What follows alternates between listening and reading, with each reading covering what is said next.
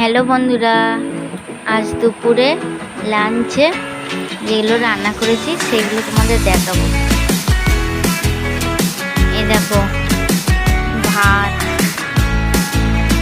এই দেখো লেবু, ডিম আলুর তরকারি দিচ্ছি, আলু দিচ্ছি, ডিম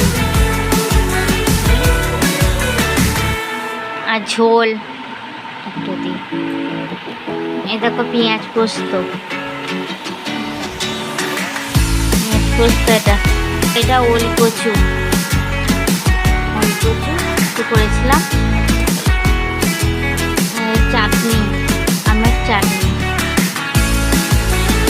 এই হচ্ছে আজকে মেনু। লেবু, ভাত, পোলা, পেঁয়াজ পোস্ত, ডিম আলুর তরকারি। এই হচ্ছে আমাদের আজকের মেনু।